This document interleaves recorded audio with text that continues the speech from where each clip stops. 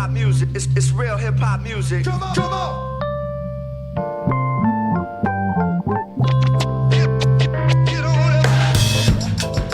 Yes, y'all. You're tuned into another episode of Major Journalism presented by the People versus Anti-People. I am your host, David Traum Diggs Shanks. Trauma, MC Trauma, Shanks, Diggs, all of the above. Today, I'm bringing another interesting conversation, another conversation that was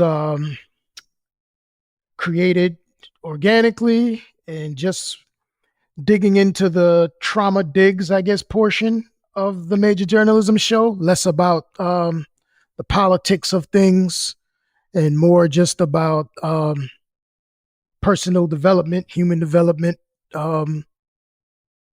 us understanding ourselves and understanding each other.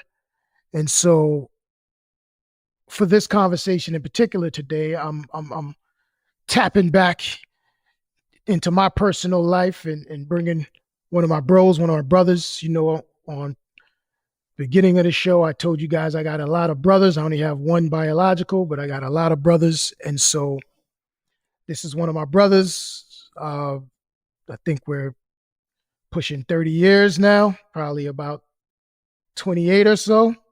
94.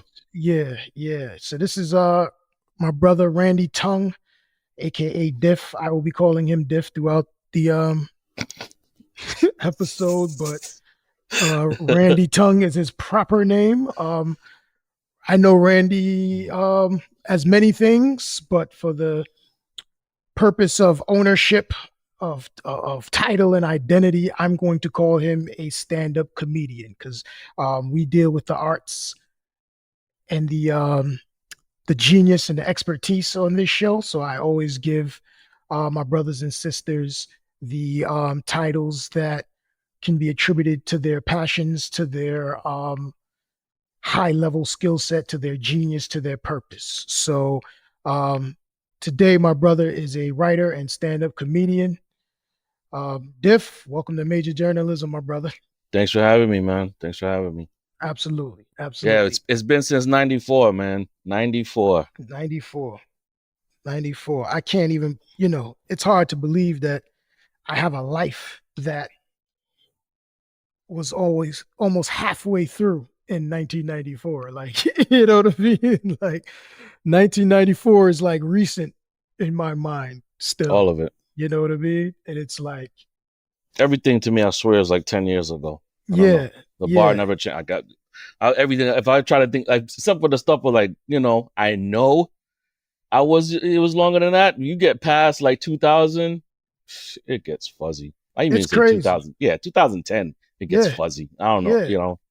I think, you listen to these kids and they'll say like, or just culture period, right? And they have these so you have like the 30-year-olds who have this like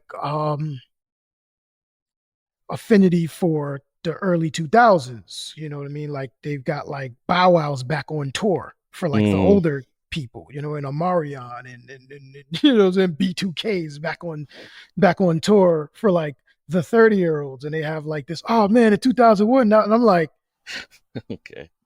I don't know. I hear Omarion, I hear B2K. I don't know if I can swear on here. Yeah, you're good. Okay, You're good. So, you're good. Every time I hear Omarion, B2K, any of them, all I remember is the comment line, little hoe niggas with bobs. And that's the era we come from, and ain't nobody bat an eye. There was no uproar. It's just like, Common got it, the little R&B. And that's common. And that's the positive. Yeah, dude. That's not the gangster rapper. No. That was just it was a different time. Different world. Yeah. Different world. Yeah, whole different world. And so some of that we'll get into too. So I guess I was thinking this morning, Rakim, and one of my favorite lines from one of my favorite rhymes. Period. Right? So I was thinking like, ladies and gentlemen, you're about to see a pastime hobby about to be taken to the maximum. I can't relax because I'm hype as a hypochondriac because the rap be one hell of an antidote. Something you can't smoke more than dope. Try to move away, but you can't, you broke. But ladies and gentlemen, you're about to see a pastime hobby about to be taken to the maximum.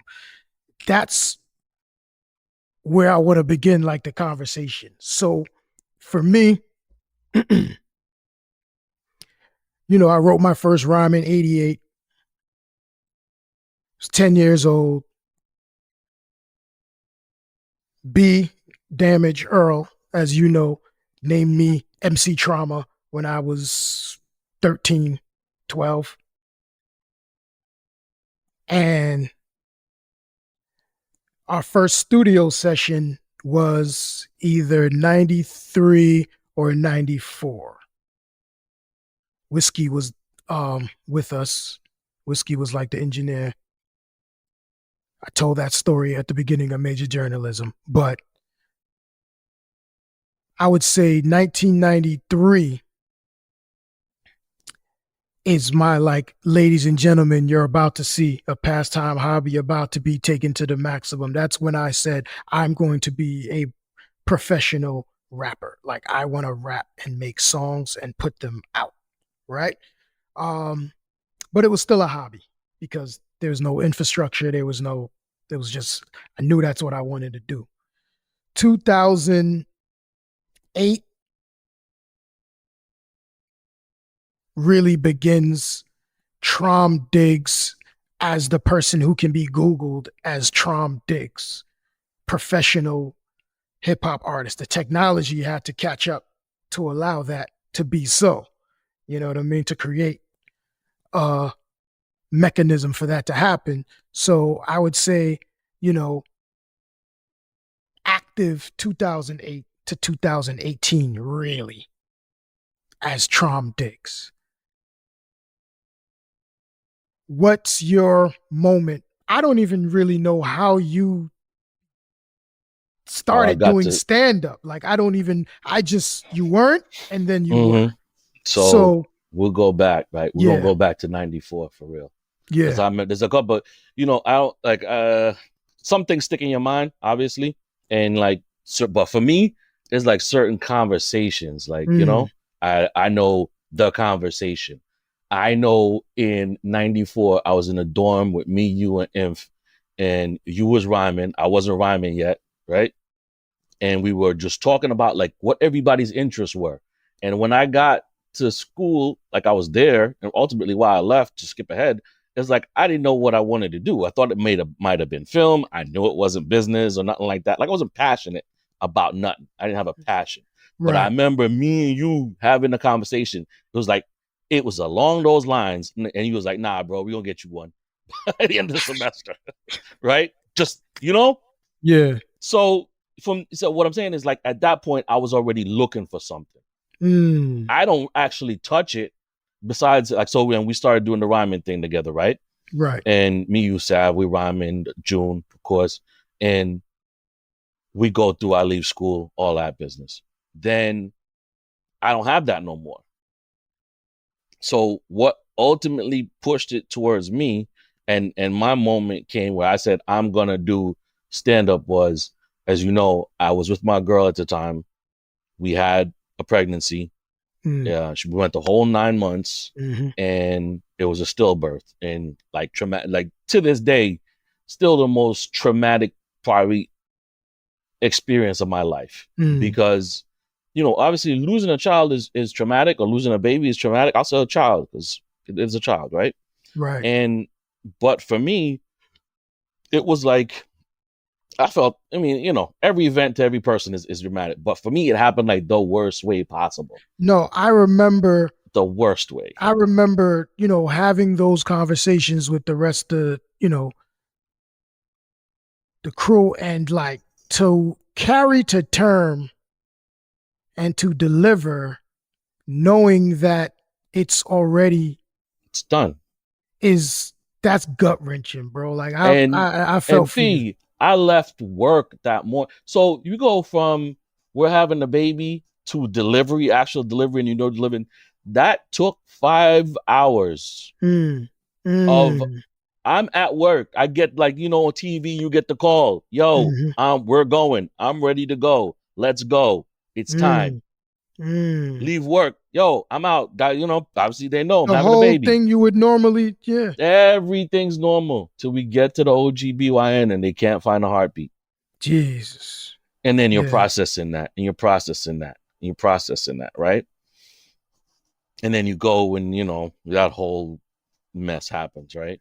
Right. So we'll go back to during the pregnancy, how I got to stand up. Mm-hmm. Now I'm thinking, I'm processing. I'm going, all right, this youth's coming.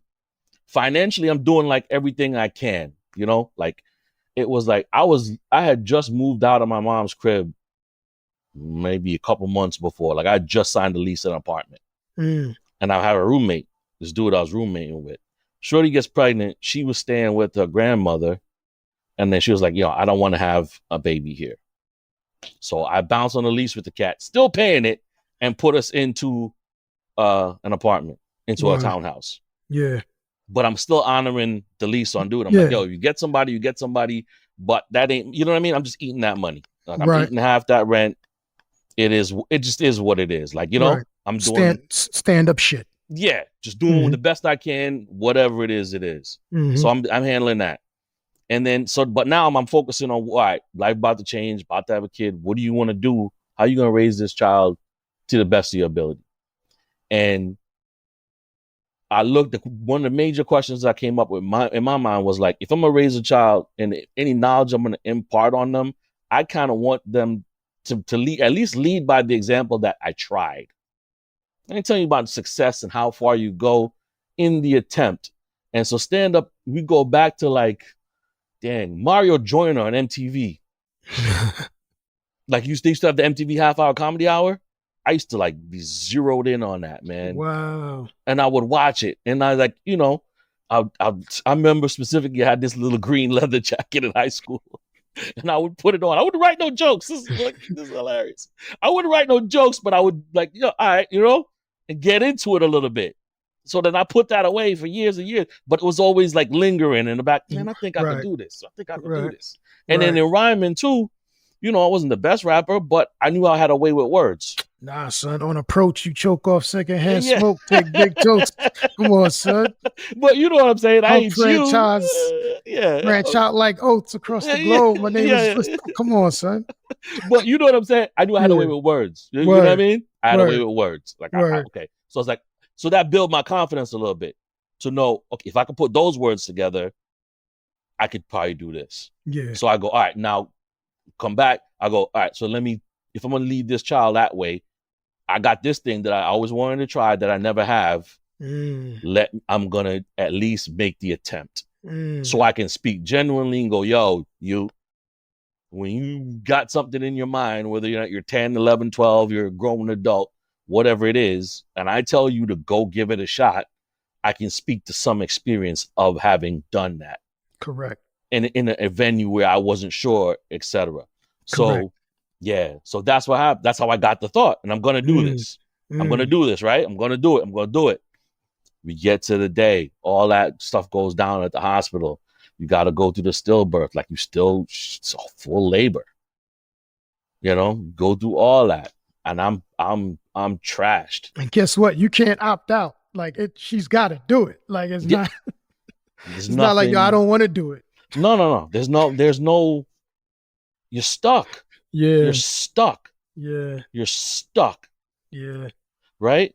And then so we do that, and then life falls apart. Like emotionally, I'm trashed. Like I was out of work for 3 months. She shut down. I shut down. Now, mind you, this is already dealing on time of whatever issues I had beforehand. Personal. You know what I mean? This is not like, I didn't mention like I'm a certain type of dude from the brain chemistry. Right. You know what I mean? I'm a certain way. I know this. Like, thank God with time, it's how to process the business a little bit more. But I'm already a little, you know? I'm really predisposed to fuckery a little bit, Right. Predisposed to fuckery. Yeah. but even so, but like looking back, right, at my time, that's how I didn't frame, like I had, if you go anxiety, depression, all these like actual legit terms. Right. I never phrased any of that we didn't know it existed. You didn't know. No clue. I would just be, I'm in a way. Like I'm Sup with predisposed son. to Yeah. fuckery. Sup with son. Son, Yeah. son be on some And I'd some be like, shit. and I would still, and myself, I'd be like, what the fuck am I doing? Like, you don't even know how to process it. Facts. So, so you got that in there. Now you got this. So I shut down, B. Mm-hmm. I'm at home with Shorty, just reading mad true crime novels. I don't know why, but like, I think the author's name is Anne Rice. I was just plowing through those serial killer books. I don't know why. This house is addicted to true crime. Not your boy. But Yeah. I still to this day, I'm on YouTube. I'm deep in true crime. Oh no, Rachel and Voss are all in it. They'll drive to Maryland, 10-hour drive, all true crime. That's their shit. Yeah. So I'm into these. I don't get it. My life is a true crime though. So yeah, I don't know. It hits different. Yeah, that too, right? It hits but different. I don't know what at that particular time made me delve into that. Maybe it was just a way to get out of my own it's an space. escape for sure. It's an escape. Yeah. Because some of that shit is like, wow. Mm-hmm. Yeah. So after like about 8 weeks or so, like work is like, what are you doing? Like, yeah, kind of come back. Like they're not pressuring you because they know what happened, but you're like, we need some kind of. So I tried going back to work. It lasted 1 day. Wow. I'm in there and it shit literally feels like my skin is crawling off. Like forget focus, like literally, like I feel like I can't handle. Handle. I come back out and maybe 2-3 weeks later, I write a set. I write some jokes. And I go down to the Laugh House was still on South Street. Yep. So I go down to the Laugh House. I find, do the search it up on Google, all that business. South Street in Philly. Yep. I search it up. Sorry. I find when the open mic is. I go down because I'm still like, now I'm looking to connect and make sense of what just happened, right? And I'm going, well, if that was the plan, that's like the only thing I got left that's a connection to this. To her, to my daughter that we lost. That's the only thing I got left, right? The only thing tangible I got left was I made a promise. The child is not here anymore to see the promise, but if the promise was legitimate and it was worth me doing, that I could still at least fulfill that promise to that child. Right. So I write the set, I go down, I do it, it's first time up, whatever, however it goes. I remember like one girl came out and she said something nice, and that was like, all I needed. Didn't get no laughs. What's amazing about that? First, don't forget where you were, but you took your time and you wrote a set. Like that's so 2000 and you know what I'm saying? 2001. And you know what I mean? Like that's so that era. Like now you would have just like walked in and said like, I can tell jokes, but you know what I mean? This, the reverence that you have for the craft still is let me make myself, let me do the work that allows me to present this in a way that's respectful to the craft. I just wanted to point that out. No, from Jump Street. Like I knew from Jump, at that point, I was not doing this to spend some time. I'm going to be a comic. That's the goal. So I treated it like that from get-go. Yeah. So I go down, I do the set. Like I said, this girl came out and was like, yo, just like, I forget whatever she said, but she gave me something positive because it wasn't like I was up there getting laughs. It's your first time. Right. And then I come back home, whatever. And then like, it was like the next week I went back to work and I was able to function again. Wow. You had you had done something. Yep. Yeah. And it put it all, it lifted it, like it just lifted a bunch off. Yeah. And I was able to start. Yeah. I can live. I can live with this. Yeah. Yep. I can live with this. Yeah. It's like, you know how they talk about like ayahuasca? You know what ayahuasca is? Yeah, the plant. Yeah. Yeah. So it's like, it's like ayahuasca. It was like, I think it was like trauma on top of trauma, but in a safe trauma in a way. It's just like this fear and anxiety of me doing this thing that I've thought about for literally decades, being able to overcome that in this instance in sort of a controlled way that I can control, that's beginning and end to it, that has a structure.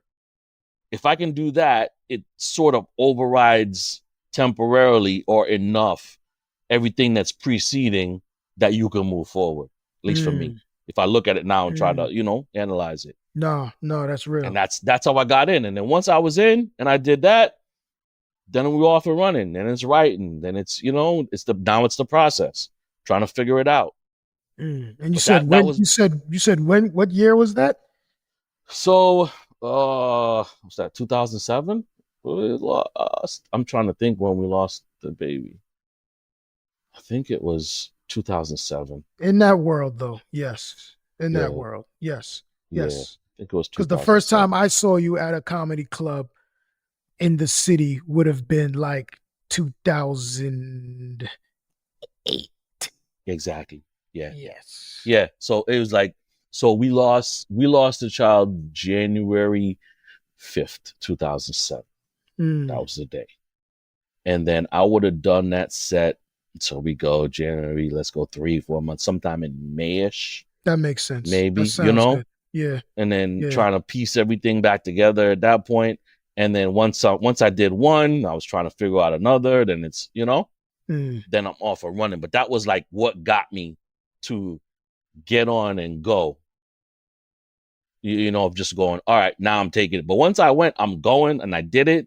I did it with the intention of I'm gonna respect it, and I'm gonna do it like, because my heroes, like, you talking Chris Rock, we talking George Carlin, like Dave Chappelle, like, I'm going to giants, like, obviously Eddie and oh man, what am I blanking on his name? Richard Pryor, Of course, like, you want to be compare yourself to the greats. In the comparison, at least have them as a role model. Of course, I'm going like, if that's who you trying to be, and a bar, set it way high. You going to the moon? I know that's the moon. I'm getting there. That's how far I got to go. Yeah. So that's what started my process, man. And I had to go. I'm doing it. I love that, bro. I love that. It's remarkable, what we can bring out of ourselves when it's not about ourselves anymore. You know what I'm saying? Like when it becomes about something or someone outside of you, it's amazing what we can will ourselves to do that we wouldn't even do for ourselves. Yeah. That's probably why parenthood is so important, right? Facts. That's like, of all that, like I look at, like I don't have any children. Just love in general, bro. Whatever the love is, you know what I mean? I mean, parenthood is the obvious one. Yeah. But I think like going from my experience of putting, of leading up to it, it's different. I can say for me, it's a different thing. Like, you know what I mean? Of like, you love your parents, you love your friends. You created it. You created it. It's the ultimate. It's God at work. Yeah, you can't be like, if you're gonna take it serious, there's no. You go on the back burner now. Yeah, like, relax, yo. You become a steward of a life. Yeah, relax. That you created. You know what I mean? That's a different. Yeah, that's a different thing. That's a different thing. So we're running, and that's why I asked what year, because I wanted to make something clear that I thought I knew unconsciously. We've never had like this conversation in this way. We were just living. We're having like a reflection at this point, so it's different. But I said in my little intro that I was active as Traum Diggs, you would say 2008 to 2018. So I wanted to clarify what I believe, which was that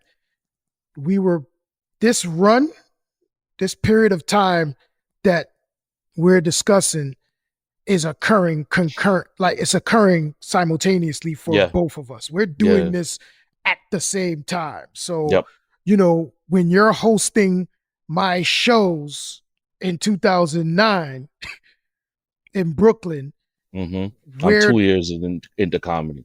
We're making this run like, yo, you doing the stand-up, I'm doing the hip-hop thing, we're gonna work. You know what I mean? And so that's why there was no way I could have a conversation like this without bringing you in because you more than anyone else had a seat at that whole process for both yourself and for me. Yeah. So you do the stand-up, you start to do it more. It becomes a part of your being. Mm-hmm. You begin to fall in love with the process. When does it the part about making a living, Okay. when does that creep in? All right. So stand up is a little bit different than, like, let's say music, right? Music, same, In the music industry. Yeah. Well, okay. So we'll take all industry out of it. And let's Right. just look at the form. Right. Let's just look at straight up the artistic form. Right. Let's start You there. can make a song and it be a great song. And if enough people hear it, legitimately, you can make money off that song for the rest of your life. Right? You can. Like, you know? Yeah. And I'm not gonna say don't label a one-hit wonder, because I think that's the biggest trash in the world. Like calling somebody. I don't like it. And here's the thing. I'll take it. Yeah, but no. This is what I don't like about it, Jenks. This is what I don't like about it.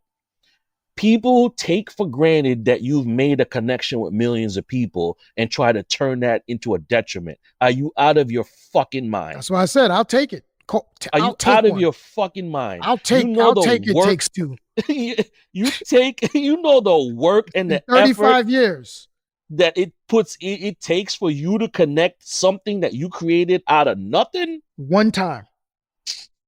Even if it's one time. Yo. How many people in the existence of humanity everything can say that they've done a thing? A thing. One is enough. That's a fact. And when I hear that, it burns me. It burns me because, like, then it makes me know you never tried shit. You never tried nothing. Fuck out of here. Because the people who say that never had. Fuck out of here. Never you had. Ain't tried nothing. You never tried nothing.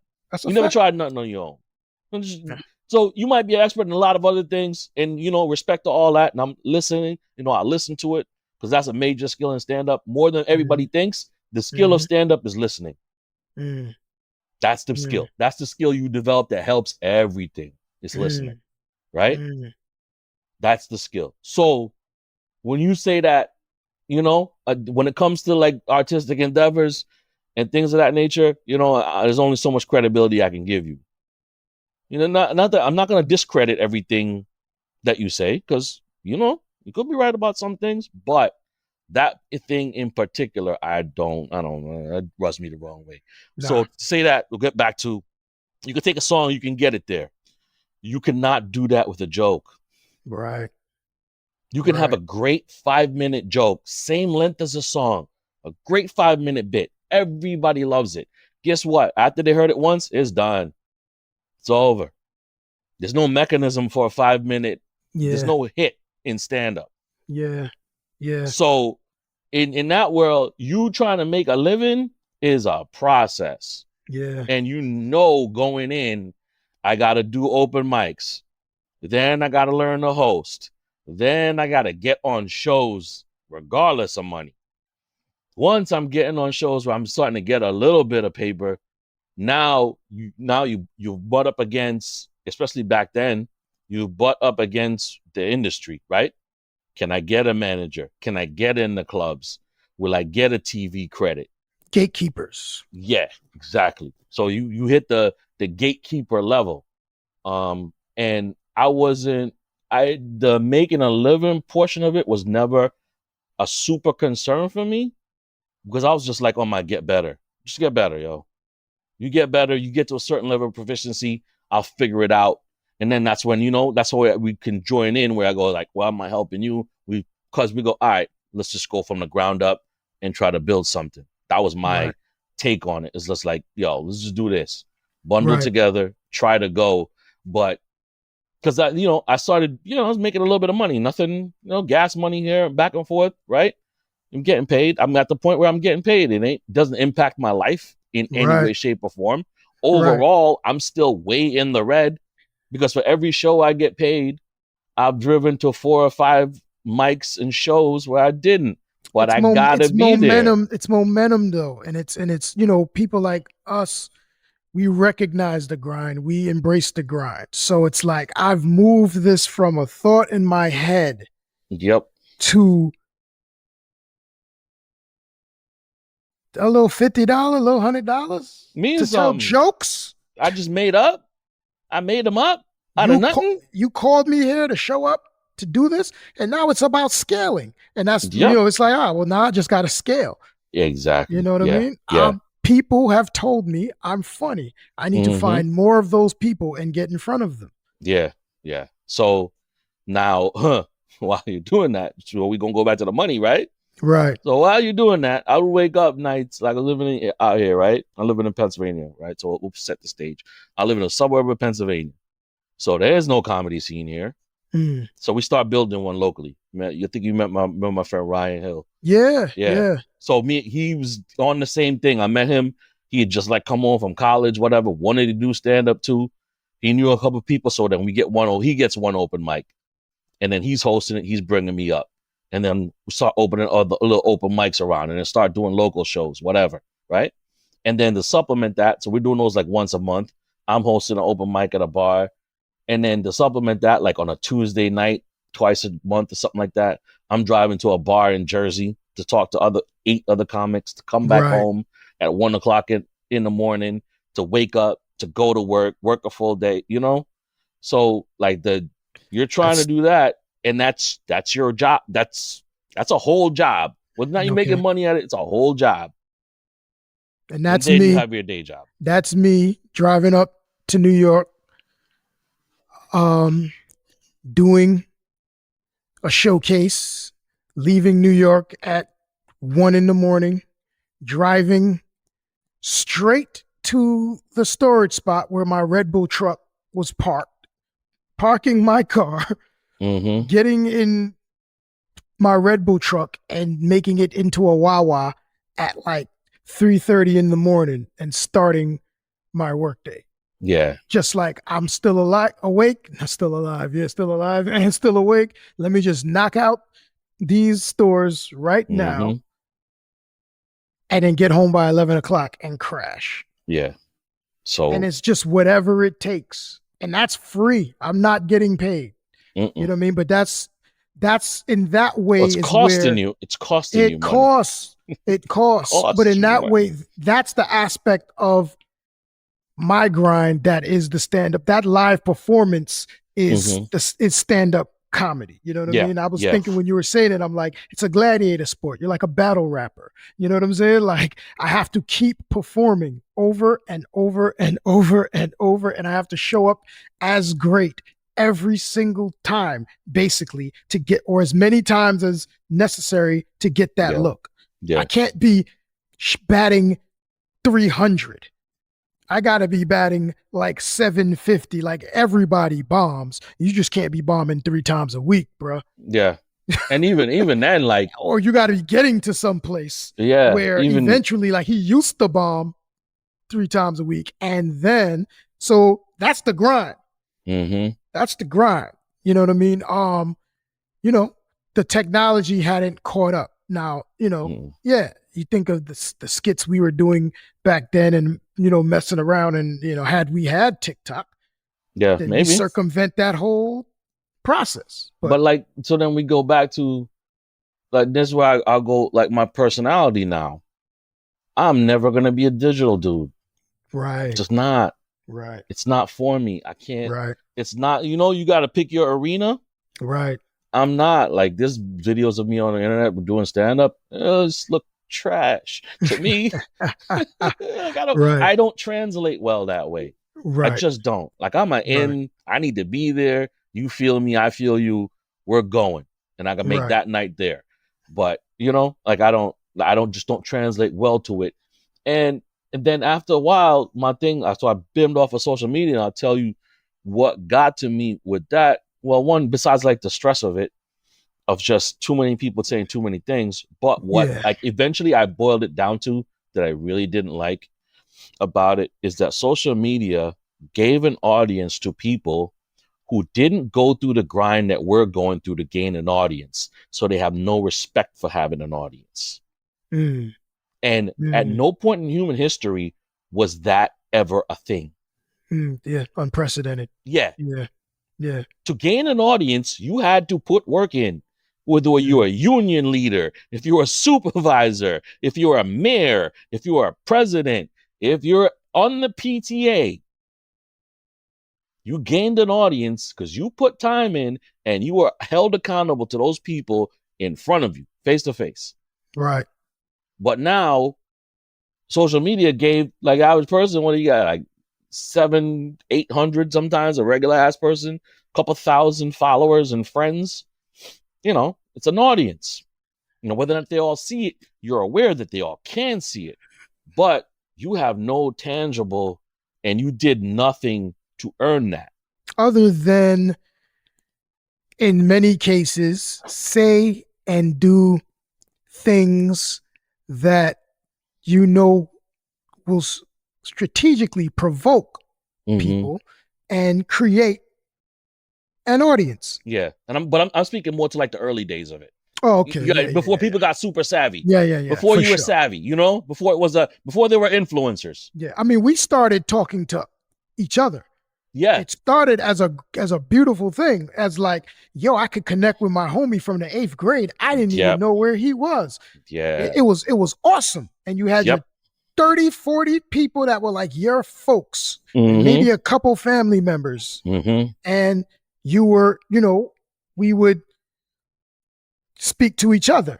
Yeah. You know what I mean? So I would have some anecdote as a post, and it would be you and Gomez and Nam and, you know what I mean, Charlie and Stevenson, and like all of like the Temple people with some of the, my Brooklyn, and it was like, yo, we're connecting. And then it became something else. Yeah. And then when I started to see those, and I was like, nah.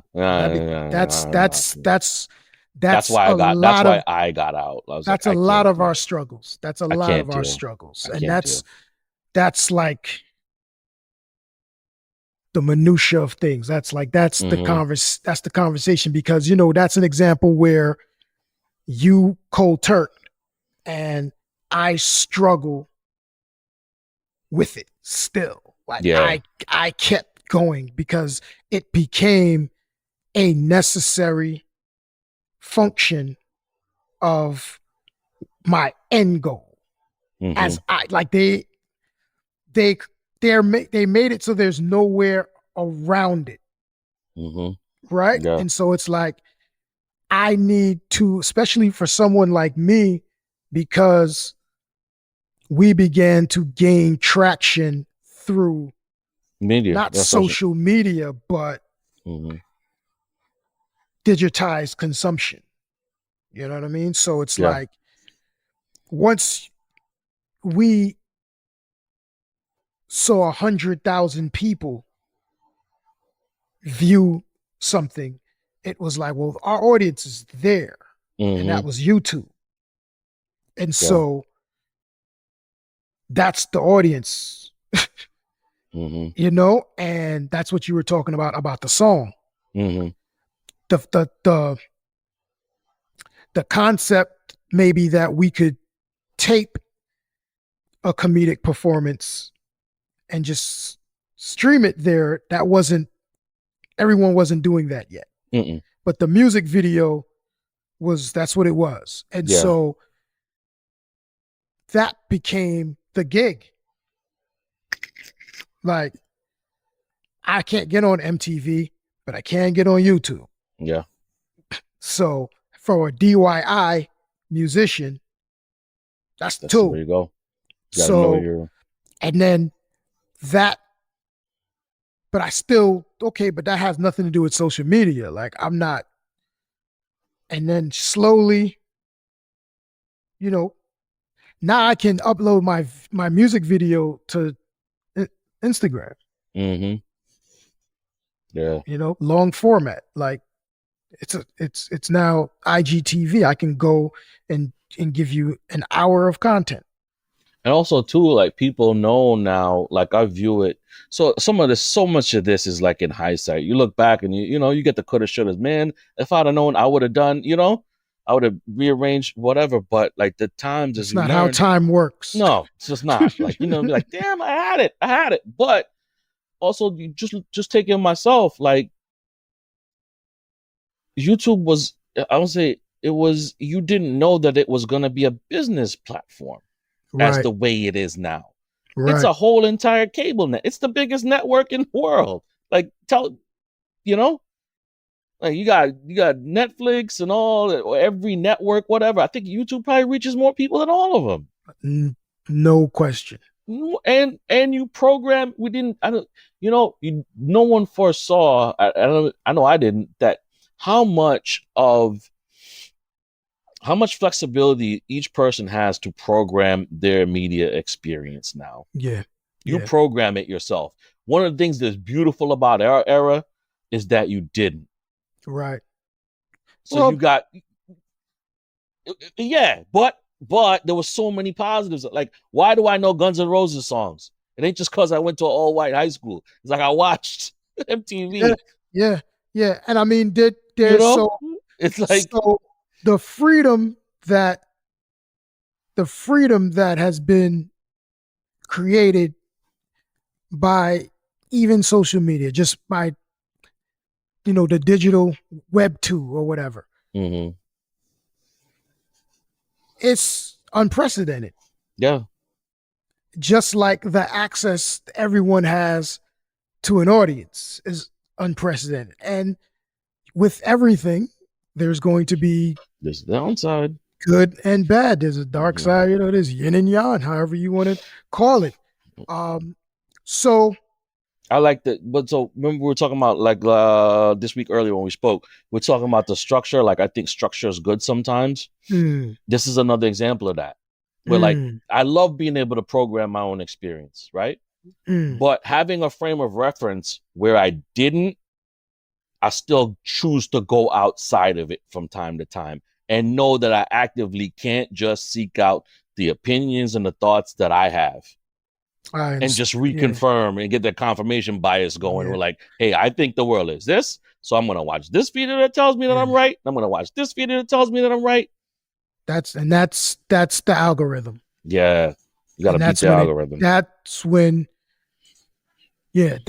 That's like the demon in all of this, right? This thing that is, but So here's the thing, though. If you go back to the 90s, we had an algorithm, right? It was NBC, ABC. They still pushed to us. But to me, this way now in this model, it's a little bit trickier because you have a real illusion of choice. Like when I turn on MTV, I know I didn't choose what's up there. Well, there was a time where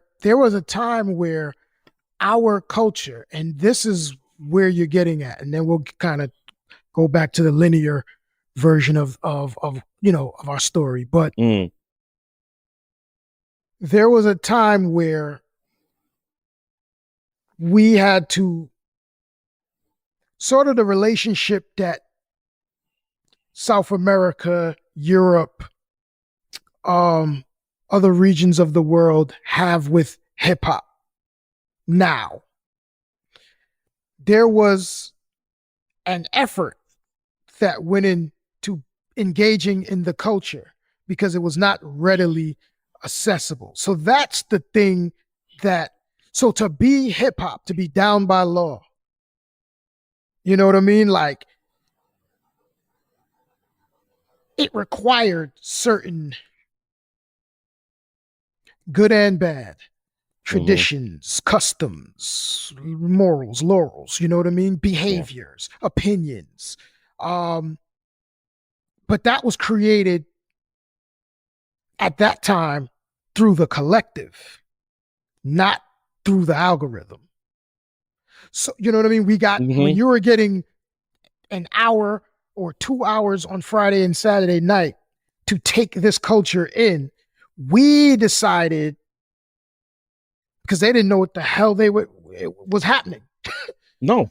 We decided, no, you have to play that Big Daddy Kane next week. Like, you have to, these are the guys. Yep.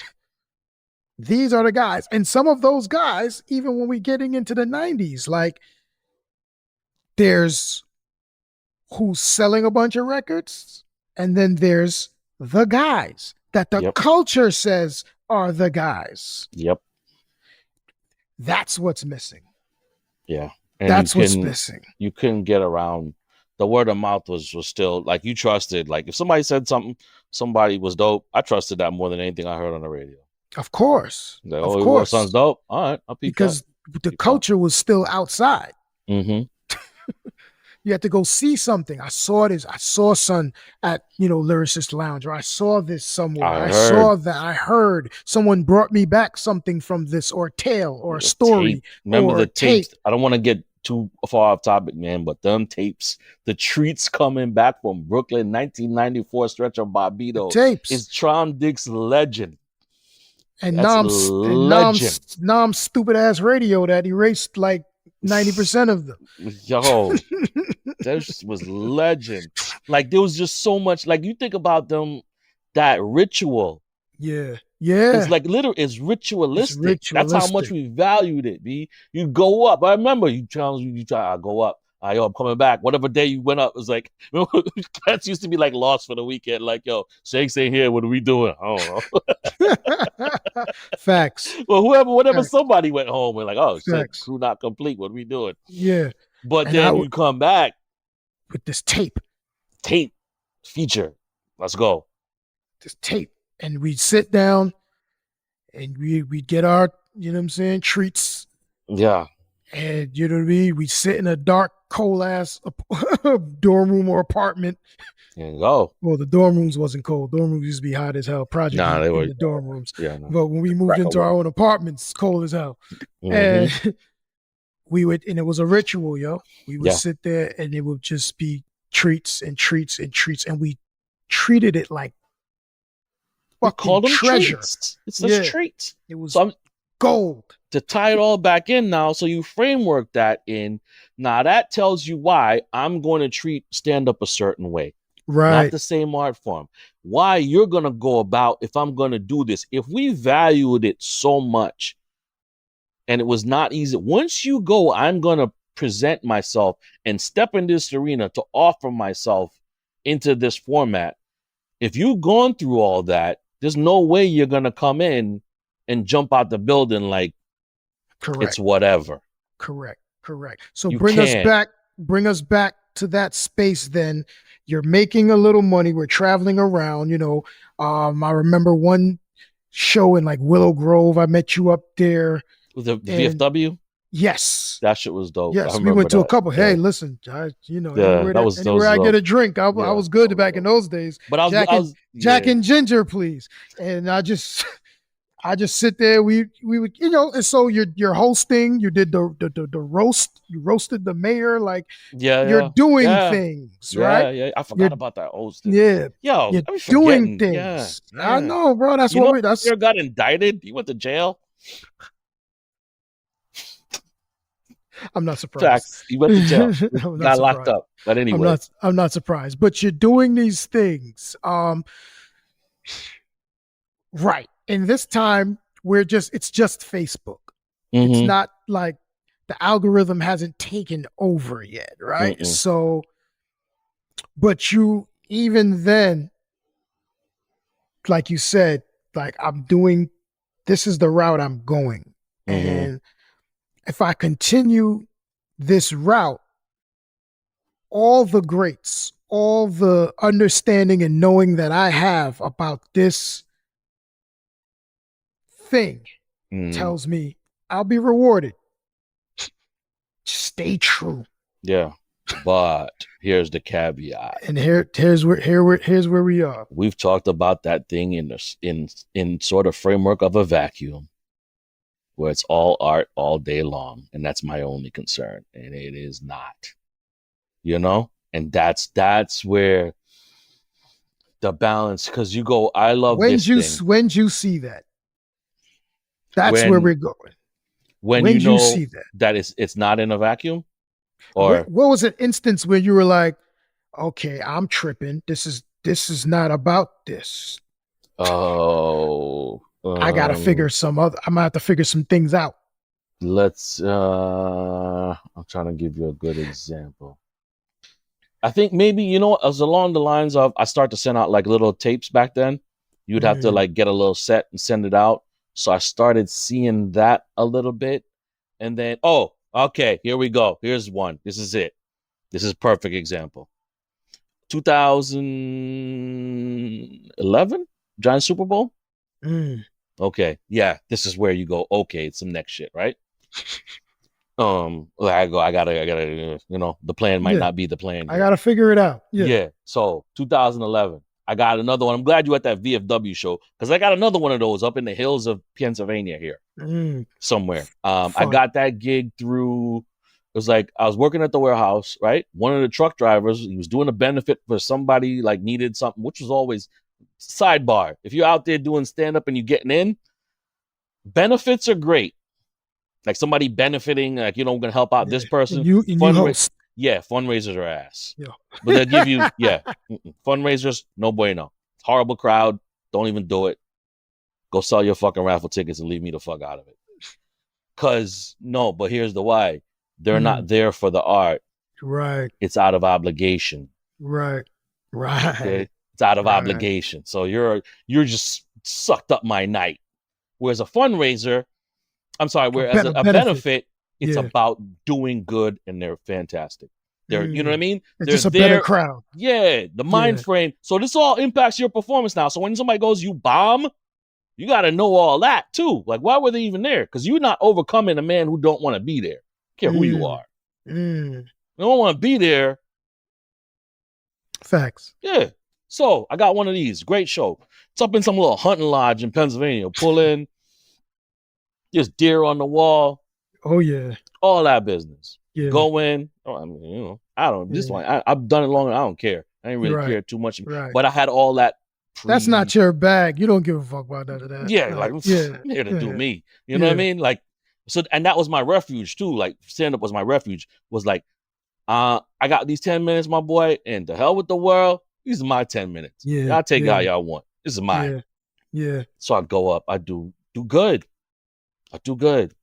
Do my set. By this time I got my set that I'm working, polishing up for years. I go in. I do good. They're happy.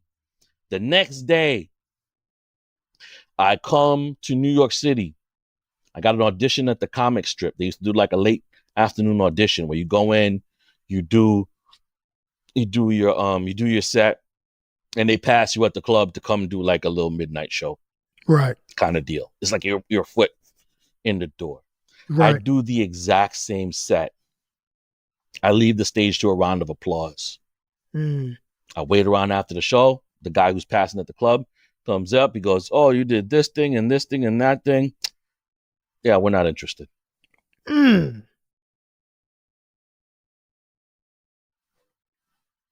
I could do. And I got the frame of reference, my boy, where I know I was just up in the hills of PA. And then I was in New York City, not the next week, the next day, literally. The next day in New York City, biggest city in the world, in one of the biggest comedy clubs in the world. And the same material I had for that crowd up in the hills of Pennsylvania hit the same way in New York City. You can't tell me different. Because I was there. I know what I know. Yeah. But this guy says, no. I lived it. But someone can block you. And even like other comments were like, you didn't get past? It's like, nope. It's like, why? I said, you didn't tell me. I didn't ask.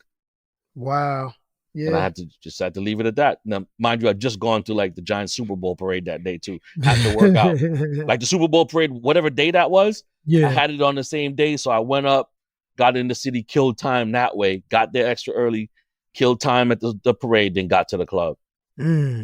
So then that goes like, then, kind of like, I'm like, I don't know what to do with this now. Right.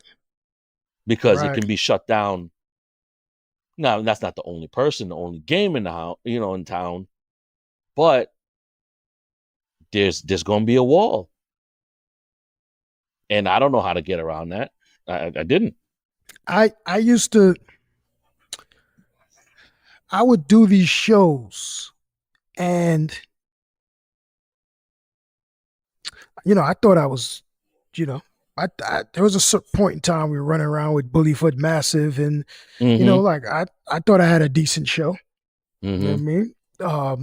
I was getting better and learning more and doing more, and things were not without their limitations. But I knew that I could entertain an audience who didn't come there to see me. You know what I mean? Like I had got our thing to that point. Yeah. And you would see like just you're doing this thing DIY, right? And so it's like you go to a club and you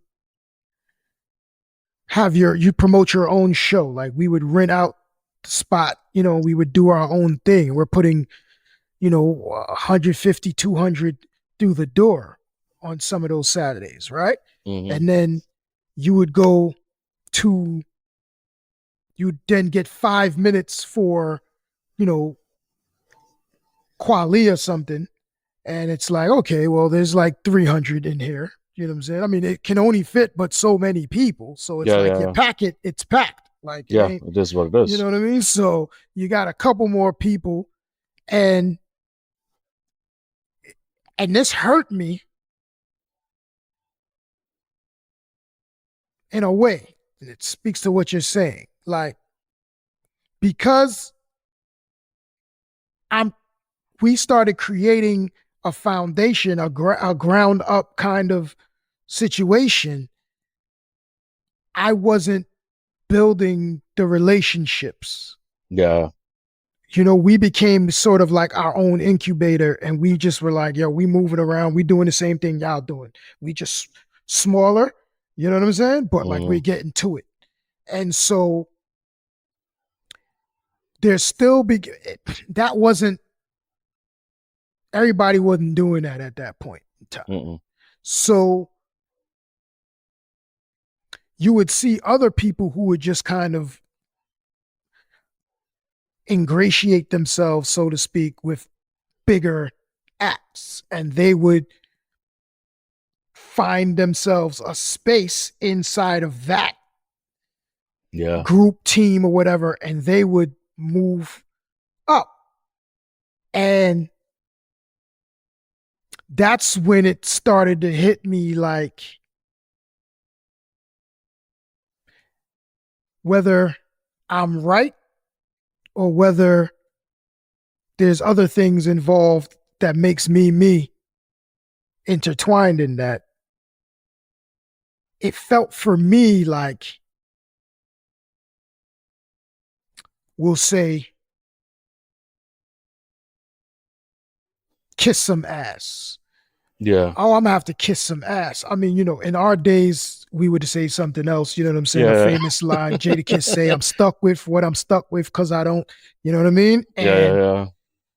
And so, but I don't want to get flagged. So, but that's what we would say, right? And so it's like, I don't really know how to do that. Like, I'm a cool dude. I'm a friendly guy. I'm personable when you know me. It's all good. I'm not acting other than I am, but I'm just not going to make a friend for the purpose of advancing what I'm trying to do. Like, that's just not what I do. I can't do it.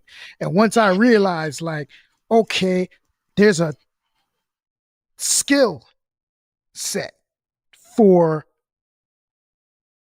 networking, and I'm not that good at it. See, I couldn't say it better myself. And exactly, so I hit the exact same thing. That's what I heard you say when I heard that. You said, I'm like, that's exactly how I can say it. I can't do that. I can't do it. Like, I can't. I understand what it is. I'm not built that way. It's never gonna happen. I can't do it. Like, I can't do it in my personal life. Like I got, man, I know I don't know the number, but I know the number that when it gets beyond a certain amount of people, I'm out. I'm out. Yeah. I'm done. I'm done. I'm done. Yeah. I'm done. And I Yeah. ain't got no choice about that. Yeah. I don't got no choice. Like I'm hands up. Hey. That's how we came tight, Yeah. right? Yeah. Because I knew a bunch of, like, before I met you, I met a bunch of cats, and they knew a lot of people. And I'm done. No. Yeah. Can't do that. I want total autonomy. My circle has to be very small. Total autonomy over who I spend my time with. Like my that, circle has to be very small. So, and if it don't, if my circle is not very small, and later on I found out it was a comic. I wish I could remember his name. I'd shout him out, but I can't. But he told me at a show. He gave me this book to read about introverts. Mm. And I never bought this specific book, but I did enough digging around like online.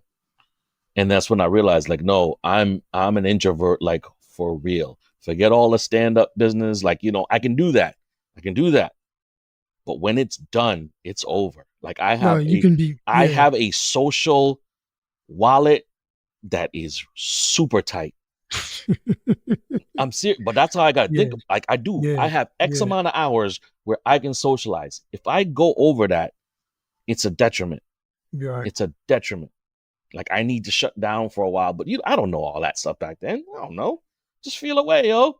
Mm-hmm. Just feel away after a certain, you know what I mean? Mm-hmm. So you don't even know how to I don't even know how to manage that at that There's point. No words for it yet. Nothing. Don't know how to articulate it. I can't articulate it. I don't know how to correct it. I don't know how to budget it. I don't know clue. Which then adds to the thing. Because it makes you extra weird for not being able to speak to what it is that's bothering you in the first place. You don't even know. So it's just like, you know what? I'm just not going to come out the house. Yeah. Yo, I was over my mom's like a couple of months ago. My brother came back. He lives out in Seattle now with his wife. Word. And my mom was getting at me. She was like, so this was about like, I don't know, years. I can't give you years anymore. It's in that it's in our story here, it's linear. Mm-hmm. It's while I'm still doing all of this stuff. Mm-hmm. I moved back, which is what time when I moved back in with her and we started making the videos. Remember all that stuff? Yo, you know what I just saw the other day? I just saw the basement video. When you move back home, remember that one? Yeah. I don't know how I got there. Somebody asked. Anyway, it's still up there. Yeah. So, in that, so my mom was like, this was during that time frame, and she was like, "Yo," she was telling my brother, I don't know why she's bringing this shit up then, but you know how moms are. She's like, "You got a girl and all this business." I'm like, man, you just got married like 2 years ago. You're 60. Like, I'm good. Who's rushing me? Nobody was rushing you. Right. And she was like, "Oh, I'm worried about you because when you were here." She was telling my brother. When I was here, I remember specifically, I came down one day and said, "Randy, you got to get outside and you got to do things and you got to do things." And she said, "I'll never forget. You just looked at me and said, 'Are you happy?'" But I was dead serious. She's like, "You got to make yourself happy." And I was just like, "Well, are you happy?" Right. Yeah, you ain't. She was like, "You got to go." I'm saying, "You ain't married. Well, you happy? You happy? I could be." But right. What I'm saying is that was the space I was in. Like, yeah, for sure. That was the space I was in. For sure. Like, but you don't. I don't know why I'm there. And there's other things that are. There's things that are still fresh, and you know what I mean. That's the thing we don't take. That we take for granted, right? So we're going through this. Trauma, right? Don't play on my name as we do it on this podcast, right? So we're going through this trauma, and you find activities, things to bring some type of, joy into your world. And so you pursue those as a way of coping, dealing with the thing that's got you from the door. Mm-hmm. But then that thing that is the joy piece gets incorporated into the need to sustain myself and this ambition to take this thing that was the joy to, yo, there's money available for this. And if I can just make enough money, then I don't got to do the other stupid thing that takes my time away from doing the thing that I love to do. God right? So it. it's not greed. It's not greed. So people who are not artists or people listening to this, we're not saying that all of a sudden we get in love with trying to make money from the thing. But what happens is you have to make money. Have to. And so it's like, I can't get better because sometimes I get a rhyme at 8:20 in the morning in the shower, and I don't have enough time to get that rhyme completely out because I've got to now focus my mind on getting dressed, getting in the car, getting out the door to get to work. Mm-hmm. And so I'm trying to remember those 8 bars. Pre-BlackBerry, I couldn't even spit the rhyme into my phone and keep it. I'm trying to hold on to these bars. You know, that's what I guess makes Jay-Z. That's what he did on the block, right? You're trying to just get from one place to another, but it's not sustainable. So you forget, I want to be able to come out the shower and finish this rap. I want to be able to walk back and record a demo of this verse because I am a songwriter. Yeah. So for me, like in stand-up, for me, it's now, okay, I'm doing a bunch of open mics, but those ain't audiences. And that arena is good for getting, you know, it's level 1. Let me get comfortable on stage. I'm good with that now. I don't even care about, let me get over the fear of a joke not working. I don't give 2 shits whether or not this thing's funny. Because that might not even be my goal that night. My goal that night was just let me say these words, and I just need to see how people are responding to just the words, flat out. Is it even an interesting topic? And you can't do that. It's very hard to do that in front of a room full of other comics. A bunch of comedians. You need to be in front of a live audience. Facts. But because you're not making the money, right? You're not in enough arenas. Friend. Yeah, you're not in enough arenas to be in front of people consistently to work out that material. So you start to get stuck. So now you got to do the shit that you know works. I hit this point. I got to do these jokes that I know work because now I'm getting paid. But I got these other bits that I got to work out. But now I'm here and I'm getting paid. I can't slide them in a way that really makes it feasible. Because God forbid it don't go well. I'm out. My money up. Yeah. It don't go well. And the person, you're trying to hold on to all the opportunities that you have because there ain't that many. Exactly. So that now becomes a grind. And again, this ain't got nothing to do with everything else you got going on in your life. Right. So I worked out its whole set of principles and all that business that's going on. Personally, at that time, so me and the chick broke up. So now I'm there, my mom's going, well, she know I just got into a breakup. And now I went from living in my own crib for 7 years to, by choice, I went back to her house. And I'm there with the dog. Remember my big-ass dog, Guinness? It's me and Guinness in the basement. Like, financially, do I need to be there? No. I don't need to be there. I got a job, go. Where the hell am I go though? Yeah. But where am I go? What am I do? What am I do? Yeah. I don't even know which way. At that point, my boy, I don't know which way is up. I really didn't. I don't know which way is up. I don't know because I started therapy right after the traumatic event with the child. I started and I went for a little bit. They had tried medication, all that. It just wasn't working for me. Right. Just wasn't working for me. Because I still hadn't learned how to even process that stuff. You know where I was at mentally? I was processing the shit from high school. Wow. Because that's what I wrote about in my stand-up. That's what I was working through. I hadn't caught up to nothing recent. Wow. Right. Wow. Didn't get there yet. And I'm just saying this out now for the first time. I've never pieced it together that way. Right. And so we go 2007, 2008, 2009. I'm talking about the years from 90 to 97, 98. That's what my mind is working through. Yeah. Yeah. Everything I can took almost everything I'm talking about is stand up. I'm running through my set list right now. Mm. 90% of it is that. It pertains to that because I always know, like, I know what the experience I'm writing about here, Right. and it all pertains to that. So I'm still dealing with that stuff. Now I know, all right, I gotta escape for this through stand up. I can make it work. I can develop it. I can work through it. I can go make it make sense to me and try to make it make sense to somebody else, right? And but that's what I'm dealing with. Mm. So whatever was current, I'm just it's just going in the bucket. Mm. It's just going in the bucket. Mm. This is a building, this is all right. This is all right. Okay, you were here.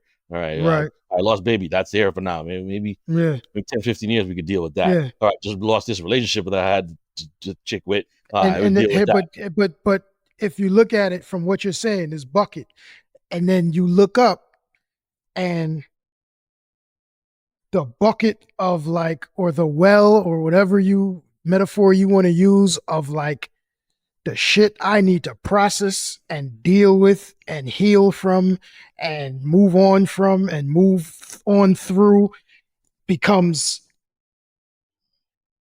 overflowing. Too much. And the fucks to give and the love to share and their energy to put forth to be positive Too is much. dry. Done. And it's Dunsville. like, I got nothing left for Dunsville. this. Yeah.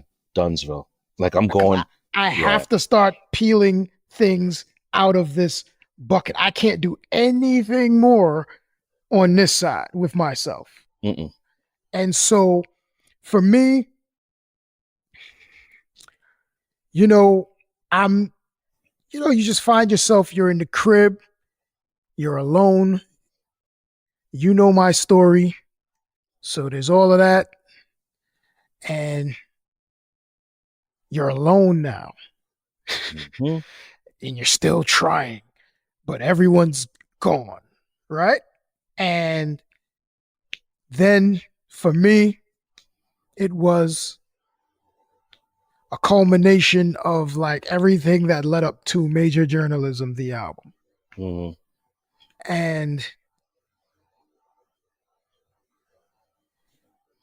I released that album.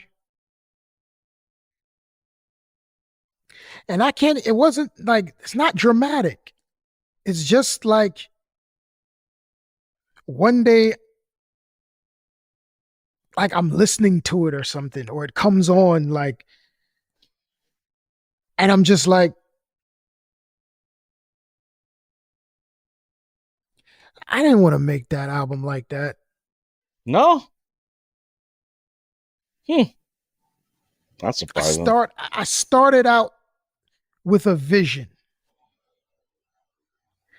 And that's not quite how I heard it in my head. No. And that's another thing. I'll get to that in a second. That's another funny moment I had with that. And then I said, like, well, what happened?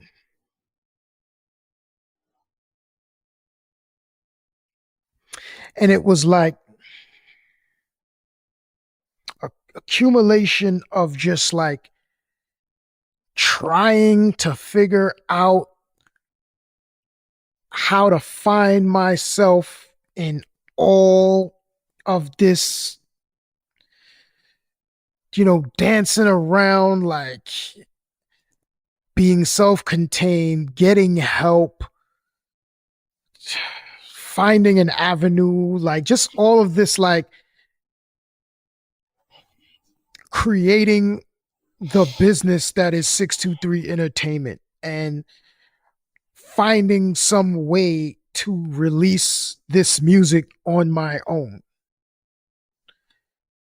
And I was just like, upside down in that shit. You know what I mean? Like I just owed a bunch of money to stuff and equipment and just stuff. And it was just like,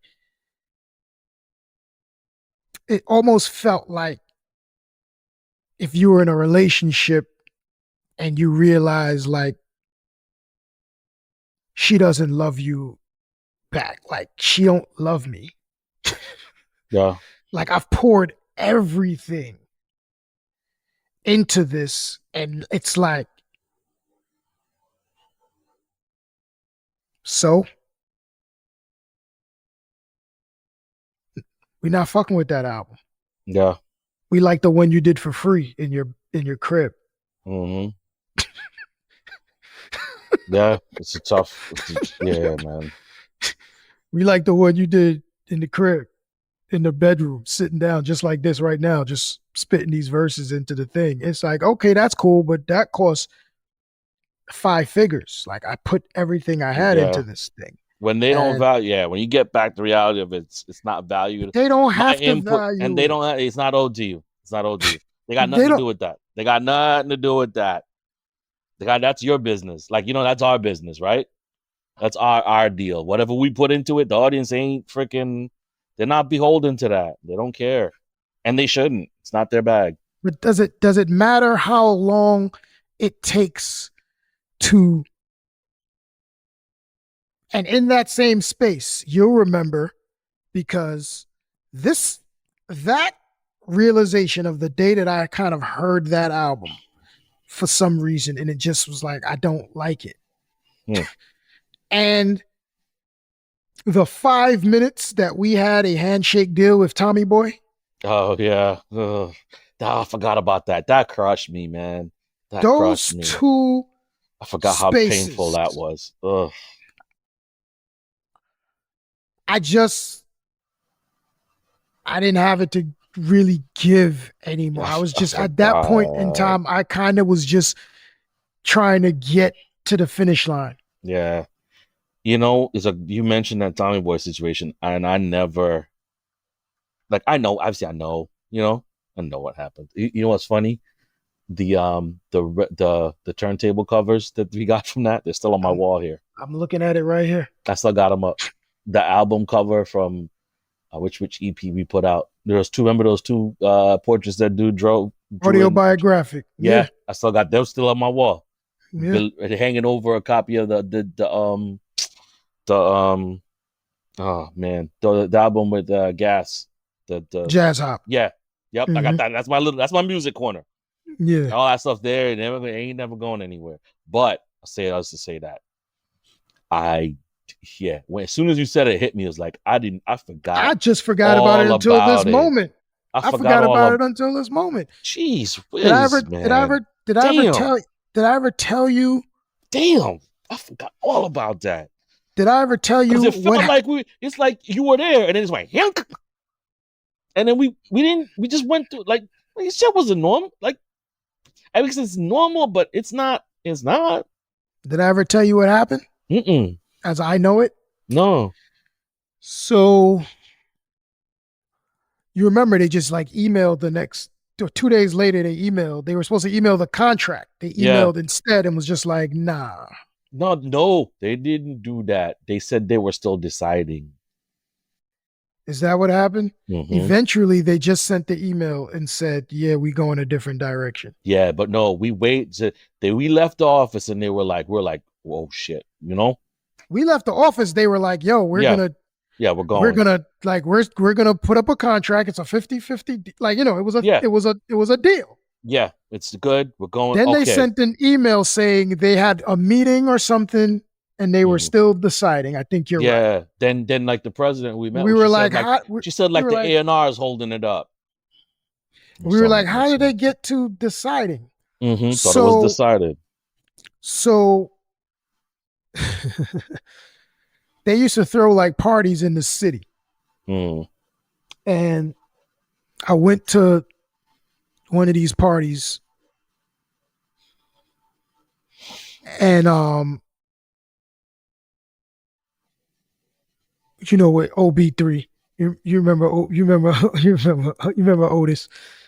Otis was which Otis Not was Otis. Not is it Otis? I hope I didn't say my man's the name wrong. dude. It was the dude that was the roommate to the engineer, right? Yeah, That little collective that was living in yeah, the apartment. yeah, yeah, yeah. Right. That's a So show unto itself. how about that? So we we were in there, and I guess the and I'm not going to say any names, and it's good that I don't remember names because then I can't say them. But it was the young lady who was like president or something Mm-hmm. that we met. We met in her office, Yeah, yeah. and then it was like the A&R dude who actually got us the meeting. Mm-hmm. And so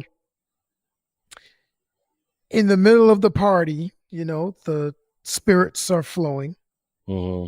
She's like, Traum. She comes up to me and gives me a hug. And she's like, yo. And I'm like, what's up? You know what I'm saying? She's like, yo, it was him. Like, he That's didn't what get I it. remember. Yeah. That's what I remember. And so I never had a conversation with him, Mm-hmm. but that's your Comedy Store moment. Like, no.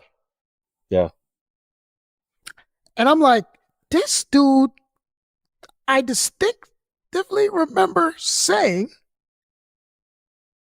this is the best music I've heard all day. Like, we listen to music all day. This is the best shit I've heard. Yeah. And so, Mm-hmm. I chalk that up somehow to my personality. I'm not cool enough. Yeah, I wouldn't even take that on. I don't even know. I And don't. you know what's funny too? But I thought I thought we had such an angle on this B. Because remember that dude, he used to he did a little stand-up too by himself on his own.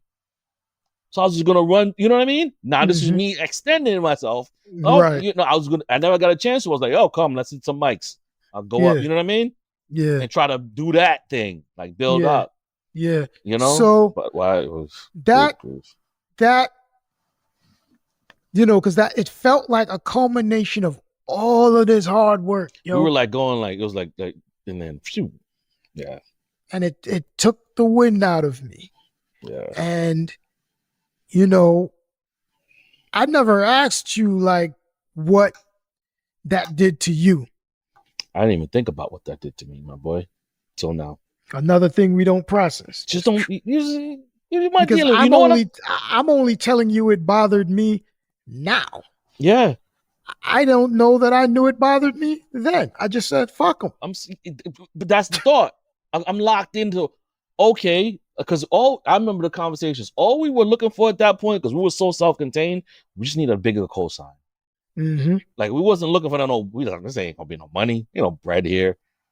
It's just a cosign. This gonna open up some more doors to us, so then we can get more shows booked, so we can move. Now we can get another feature. Number 2, as you said, feature. That Rhapsody feature was the second thing. Yeah. Yeah. And I was like, okay, so I'm in the marketplace because the technology allows me to be in the marketplace. Mm-hmm. But I'm not in the community per se. I'm not in the industry. Mm-mm. I'm in the marketplace, but I'm not in the industry. As more of a consumer. You're still on the consumer end almost. No. Almost. I'm speaking to like their mentality. If I'm reading what you're saying right. No. I'm saying like I'm just the mom and pop's hardware store that you can go get your keys cut at. You can go get you a wrench. You can do things. I do all the things that Lowe's does. I don't have the marketing budget. Mm-hmm. I don't come from money. So I don't have the relationships with the other, you know what I mean? Like, so Lowe's and Walmart and Target and Best Buy, not anymore, but you know what I'm saying? And now fast forward that to what you said, streaming, to Disney and Netflix and Hulu and they, there's these conventions and these parties and then these And then there's just these little guys with, Dame Dash Studios or something, right? It's like you're not at that convention. Yeah. You don't get to bid on these licenses. You don't get to do these things. And so, you know what I mean? It was like, I sell music. I actually sell it. I stream it. I'm in the stores that you're in. I produce product just like you do. But I don't have the cachet, the relationships, I got the sweat equity, but no one knows that. And so it's like, I'm outside. I'm knocking on the door. Hey, look, 300,000 views. Look, 50,000. Look, I'm just like you. I don't know you though. Who are you? Yeah, in the club though. And that was tough. You know what I'm saying? And then we're not kids. And so there's just that. Speaking of that, children. Yeah, speaking of that, I think that was if I look back, I was like, of all the things I could have changed, like, and there's a shitload. Like, it's just so much. But the one major thing that I didn't need to do, and I think you did it too, and it was so I talk to people now, it's just like, I thought there was this big rush to get this thing done now. Like, we were old. We're old and we got to get it. Our window is dwindling. No! That's so window. Funny. So that all then, so you take everything else that's going on, right? I'll give you another thing too, like right around that Tommy Boy era thing, right? Another thing, like a minor thing that really messed with me was I remember I called up this club in New York to try to book a gig, right? So research it. I get the guy on the phone and I'm talking to the guy, and this dude, I had to bark on this cat and hung up on him. I'm just trying to, hey, shut up. He goes like, no, listen. You listen, I talk. I'm like, who the hell you think? What is this, a Gilbert Godfrey skit or something? Like, who talks like that? Son went off. I didn't even get into we ain't talk no money. I'm just saying, hey, what do we do? He said, no. You listen, I talk. And this was, I can't remember the name of the place. You're right. And I just scream on this dude. Now, mind you, I'm having this conversation in the parking lot at my day gig. I'm trying to get this done. Right. I just bark on this dude, and now I got to go back in and finish out the workday in a work environment where it was so messed up that I ended up having to get a lawyer for these cats. Right. And then on top of that, I got it stuck in my mind. The window is shrinking. Right. We only got so much. And I wish, of all things, I would have never thought along those terms. That's of amazing. Like the window shrinking. Because if I get caught in that, that's amazing. Because if I get caught, and I have, because I'm human, you get caught in that time game. Yep. Right? And so, but even when I get caught in that time game, my thought is always, I wish I had started sooner. I wish I had started later. And so that, you know what I mean? It would have been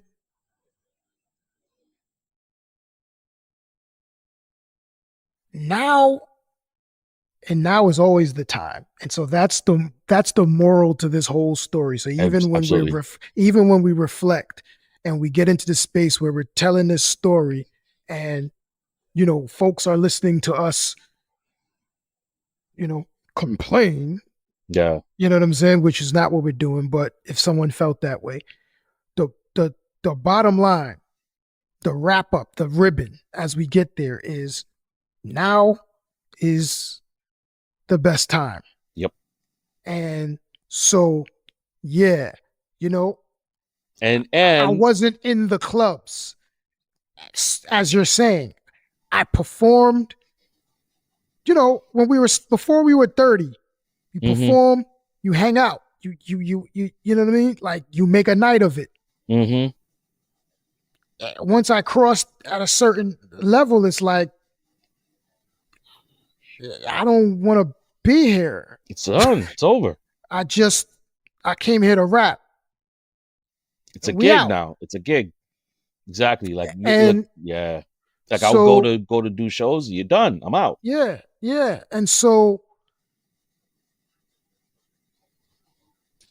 I just lost the thing that I started it for. Like it just, I'm cool. But it's It's too. so gradual. It's so gradual. It's so you don't even realize you're losing it. You don't even realize you're losing it. At least I didn't. I didn't until I just. Until You you wake go. up and you. So what happens is I'm getting beats from Gas Lab for Jazz Hop 2. Mm. And this is, I probably started getting a beat from him in like 2016. Major Journalism dropped in 2015. And so around that time, because it's like, fuck that. Mm-hmm. I'll just go back in. I'll just drop another Jazz Hop. Like, okay, that's the wave. Okay, cool. Let's go. I got nothing. You know what I mean? I got nothing for it. I sit there, listen to the beat. The fuck am I rapping for? Mm-hmm. That's, you know what I mean? That was the feeling. It was like, what am I doing? Who cares? It's gonna it's gonna come with all of this shit that I don't want to deal with. Yeah. All of this compromise, all of this, like, yo, this way would be better. More people might like it if you do it. Like all of that. Like, you know what it is? Like, I think it's like, I'll speak for myself too, is that I got outside of the process and started focusing too much on end result. That's it.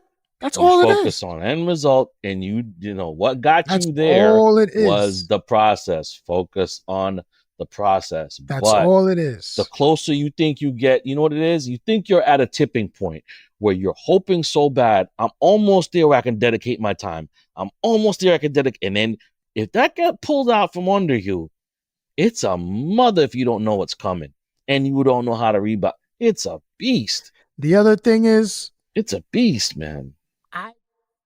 The process was, you know what I mean? The process was me, you, June, Sav, Swiss, Chuck in the studio in the Northeast with the crazy dudes who smoke cigarettes back to back to back to back to back to back to back to back to back. You know what I mean? Making Trauma the Block Pro. Mm-hmm. Yo, that was the process. And so when all of that got stripped away, and it was really just like, yeah, I'm in this room by myself with beats, forcing myself to write rhymes. Yeah, what is it? That no one's going to hear, or you know what I mean? The negative stuff starts to kick in. Like the negative guy starts. The doubt guy. You talk yourself out of it. Yeah, the doubt guy starts to kick in. The doubt guy is like, yo, dude, nobody even cares. You just spent all that money on that album. You just dropped that. No one cared. What are you doing? Fell completely out of love with it. Completely out of love with it. I didn't have enough to go on, so I stopped. And I just stopped. And then maybe sometime a year, 6 months, however long it took, one day, I just went back in my email and I just pulled up a Gas Lab beat and I just put it in the Pro Tools and I just recorded a song. And then I did a second one. And then I sent it to Gas Lab. And he was like, okay, I think we're working again. Here's some more beats. And then we put together Jazz Hop 2. Those 2 songs aren't even on Jazz Hop 2. But it got you going. Started the process again. And I just started to like doing it. And that's the only reason why that album even got done. I still didn't want any parts of doing it. But I had to regain my love for making art. Yeah. Making art. And then, you know, henceforth why we're here now. Because this became the thing post that allows me to be me. And so it's like, I'm going to crack this mic and I'm just going to do what is in me to do that has nothing to do with the stuff.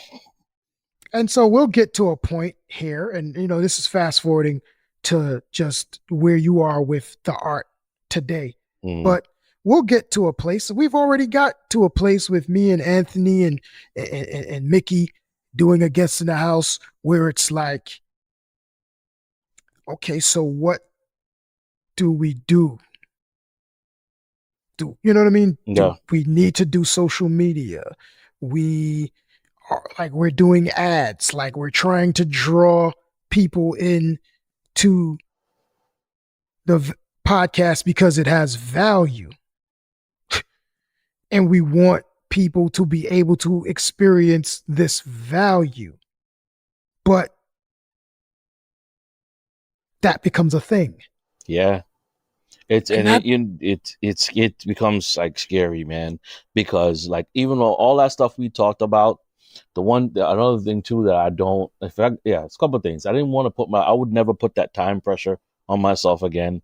And when I feel it coming up now, I disregard. I try my best. I fight the good fight on that before I get to anything else and going, no, today though. Are you doing it today? Stop worrying about that. And then the other thing is, it's like it instilled a fear of trying in me that I don't like. I'll speak for myself. Like a new event, you know? It's there. It's there. It's like, man, you want to put yourself through that again? You want to do that? You sure you want to, you know? And I don't like that. That's the lasting impact of it that I hate, is that I still have a fear of going back in, because I was at the point, so all that goes through, I stopped, right? I don't even remember what year I stopped, man. I just stopped, right? Yeah. And then, like, so you were 2015, 16, you're doing that. 2015, I buy the house. So I'm moving out my mom's house. I buy a house. And then financially, I get like wiped out. My dog had to have 2 surgeries. It was like $12,000. I just bought the house, mind you. Just bought a house, bought a new car. Dog got to have 2 surgeries. It was like a 6-month period there where I got hit with like a $3,000 bill every 2 months. And on top of that, I just left that job because, like I said, long story short, they hired a dude who was a cop who got fired from being a cop because he showed up at the cop station drunk and pointed guns at people. And the company hired this guy. This guy gets here and he's a maniac. And, you know, saying all types of racist business and all kinds of stuff. And we get into it and I got to bounce. So I didn't leave. Like, I got into it with my boss and I'm like, I'm out. I walk out the door. And now I got to facilitate finding another job, not losing my home, trying to do all that. Right. Transition to a new job, get all, you know what I mean? Trying to figure all that out. So I get there and I put everything on, like, I'm not even thinking about performing no more. And then I kind of, as things got settled in, like that got resolved. I'm at the new job. I'm dealing with the stuff there, but whatever. You know, I can compartmentalize a little bit. And so then I started, like, all right. One day I went back out to an open mic. I was like, okay, I can do this. I allowed myself to do. I was like, I can do this every once in a while without no pressure of nothing, and just write some stuff, come up, and and just work the process. Right. Just work the process. And my schedule had changed where I couldn't do it. I was working second shift. So like there was no going nowhere at night to go do any of this. Like I physically couldn't be anywhere anymore. Like, and I had people that I knew who were in long enough, they'd be like, yo, you can come do a set. But I'm like, no, I'm not showing up and doing no sloppy set without feeling like Right. I can, you know? Right. And so I was just about to start doing that. And like, I did that a couple times. And then things just kind of flipped upside down again. Like I got a job where I traveled and then the pandemic hit. So I never, at the point where like I thought I could step back in a little bit on my own terms, it didn't become feasible. So Go ahead. I'm sorry. No. I was just going to say, like, does it feel like you'll get on stage again? Yeah, I know I will. Okay. No, I just wrote a bit the other day. Yeah. Well, here's the thing. Right? Here's the thing, though. So you got all that. Here's the caveat, my boy. You don't turn none of that off. Yeah. You don't get to turn off like formulating bits. Yeah. It's the opposite. I have to actively go, no, I'm not gonna sit down and write this. I still remember it though, because that's beautiful. One, you see, if it's a good one, I keep it because that was my process towards the end. Yeah. It was a good one. I just kept it and built it. That's good.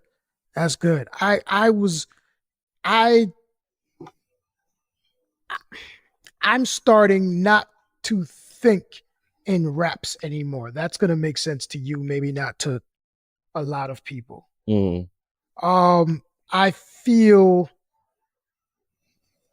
the sun setting on that part of like, and that's scary to me. And it does fuck with me a little bit.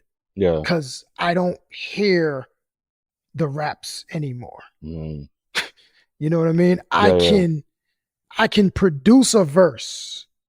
But you don't. I know what you're saying. It requires me to step into a space, and it just takes. You know, when you're in it, it just comes to you. It just it's comes. Laborious. It's a laborious. You get like 2-3 lines, and then you're gone. You're off. Exactly. For me, it used to be the first line. Yeah, that's it. You get one. If I get a dope opening, I'm gone. It's over. You know what I mean? And Botswana. Yeah. I'm just in a strong price, but that always I think like opening line, that's all Botswana. You small time little league niggas. Botswana. It's so good. So good. My bad. But that's it. You need one perfect. of them. That's perfect. That's what you need. Yeah. Like, who starts around with Botswana? But that's the shit that excites you. Exactly. That's the shit that excites you. And so, and I think that the difference between me and say even, some of my contemporaries, some of my brothers who still at it, and I love it, and I cheer all of them on, you know what I mean? But that heartbreak, that like toe in the door, shut in your face, I've seen what it takes, I've got there, and you know what I mean? Like, you're dealing with that. And also, like I said, like, I don't want to make music by myself. Yeah. I didn't get into this to really it was always a community thing for me. Yeah. I dig that. So it's like solo. I was forced solo. You know what I mean? And that ain't your bag. I got it. I did the best I could. You know what I'm saying? Like, but you go to therapy, or you would be me. Like, so I'm in therapy, 10 years later. You know what I'm saying? And so I'm doing the spiritual stuff. I'm learning who I am. And then I see, you know what I mean? Like, I see it in my life story. So then it becomes damn, I talk to you, I talk to Sav, you know what I mean? And, Sav like, yo, you taught me how to rap. You know what I mean? And it's like, that's what it was always about. You know what I mean? Like, I'm mentoring. It's that space. It's the teaching. It's the community. I don't care about being no rap star. Mm-mm. I never cared. I just Yeah. wanted to do something with y'all. And you know what I mean? And it's Yeah. hip hop. And it's like, I just wanted to. So it was like when you sit around and you sitting in this room by yourself, and it's like, what am I rapping for? Mm-hmm. And what helped me transition to, like, out of it, is that, like, I started focusing on the elements of stand up that I could implement at work. So when I was going through that super rough patch after I left my job, I got to a new job. I get there, they're like, fuck you, we don't want you here. You're an outsider. I had a pre-shift meeting. To me, that was just an open mic every day. And I didn't go in telling jokes. Right. I used my command of, I know, like, oh, there's 45 of you in here and I'm in the front talking. Yeah. Watch this. Right. I know how to command a room. Right. Watch me Right. command this room. Right. Watch me command. So I had, you know what I mean? So I couldn't do stuff, but I had like a space. That helped a lot. Now I'm thinking of it. And I found other instances at work where, like, I would use what I'd learned from stand up, and I still do in my job. Like, I know how to read a room. So I actively, in my mind, make the connection that this thing that I'm doing right now, I learned in stand up. I actively do that. That's so dope. that I always, you know what I mean? I That's don't dope. ever look at it like, I don't look at it as a waste or it went wrong or, you know what I mean? That's dope. I pull the value of it Well, into what I'm doing constantly. It becomes, yeah. I work too hard. I work too hard to get those skills to just go be like, oh, well, you didn't become a professional comic, blah. You integrate those skills into your identity, because and it becomes part of your repertoire, so to speak, because it's not, and that's where the detachment comes from, right? So it's not about like, I'm this rapper and I never got big, and you're this comedian who never got big. It's like, nah, I'm an orator. Yeah.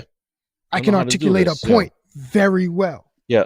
You ain't gonna take or that spoken. So that, I can be personable when called upon. Yeah. So that's, you know what I mean? Yeah. These are all aspects that made me a decent MC. Not that I was just MC and like, these attributes are mine. Yep. And you know what I mean? And so we take that wherever we go now. Yeah. We take that wherever we go now, and we still use that. And from my work now is to still use that to build something of my own. Because at the end of the day, that's really my mission. Yeah. To give of myself in the building of something that we own. Yeah. Yeah. So, like, if you're thinking, like, you know, and I'll bring it back to you here, because this is what helps me so much, is that I actively say to my mind, I learned this because I did these things. And then I'm good with it because it is just a continuation of what I was doing. Because if you go back to because you know what it does? It keeps you in the process, which is what we loved anyway. Right. Just stay in the process. Okay, the process is the process. Like, process is the process. The process is not rap. Here. It's not rap music. Yeah. And it's not. Process is looking and understand the rap music, right? For us, especially the way we came about doing it and who we loved, it was about making sense with the world around you. Right. So when did you not need to do that? You're always going to need to do that. Luckily, you have a framework for doing that. Right. Apply it. Right. Apply it. Right. Apply it. That's it. And we can stop right there. Because yeah, man, this was amazing. Yeah, no, thank you. This was amazing, bro. And some things I didn't think I haven't thought of in years, my boy. And that's, you know, and we could keep going. We gotta, this, because this could go. And so, man, bro, like I just to know that you're still writing is important. You know what I mean? That gives me joy. Yeah, no. I got the bit. I keep tumbling it over. Yeah. And you know, to know that this through it all, there's no bitterness towards it on my end either. No, that's good to know, man. That's good to know. And yeah, you know, we just I like that. I never put that framework together, that, you know, just the integration of what it really is that makes that so. Like, what makes me Traum Diggs, right? And that's the work that I'm doing, you know what I mean, on a personal level. Mm-hmm. But my natural inclination is to use my gifts to express what I'm going through, so that those who are within an earshot can know someone's going through it as well, maybe get some tools to deal with it,